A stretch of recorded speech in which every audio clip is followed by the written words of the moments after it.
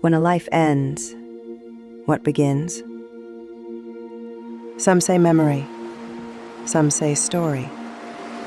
Some say a kind of weather that is felt and not seen.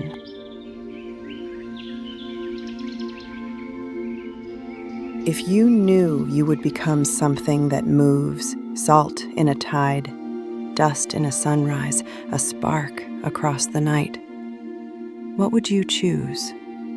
Would you ask to be kept close, where hands can still touch the container that holds a part of you?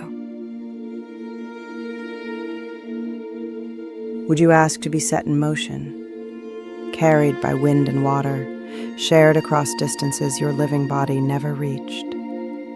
And beneath all of that, why do we choose at all? To comfort the living, to finish a sentence, to make meaning out of change.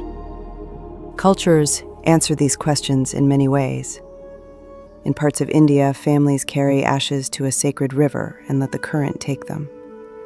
A return and a blessing at the same time. In Japan, cremation is common.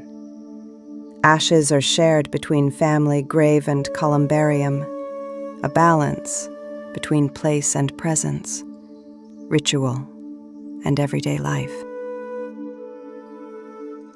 Across the Pacific and the Caribbean, many families speak to the sea as if it remembers, and they give a small portion to waves that come home to the same shore again and again.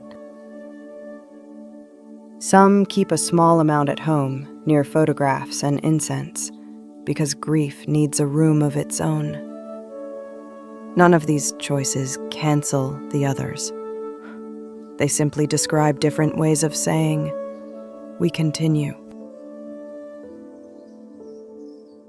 Here is a simple thought. Fine ash is perfectly sized for the world to carry. Hand a little of it to the wind, and it will cross boundaries without asking. Give some to the ocean, and it will find paths you can't see from shore.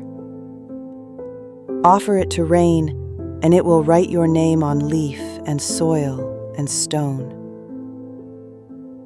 If your wish is wide dispersal within a human lifetime, the quick-moving parts of earth, air, water, storm, do more than rock and time. Begin where the world proves this every year, the Sahara. On certain mornings, the surface loosens under the wind and becomes sky. That tawny veil travels west above the Atlantic, then falls out in the Americas.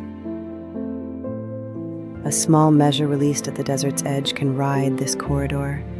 Desert to sky, sky over ocean, ocean to forest, and through rain back to land.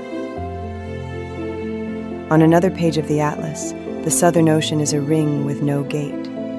Winds at the 40s and 50s of southern latitude drive a current that circles the globe.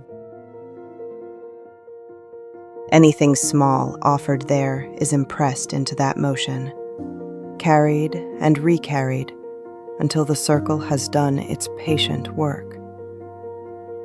And where river meets sea, the Amazon is a classic example. Fresh water unfurls into blue like long threads.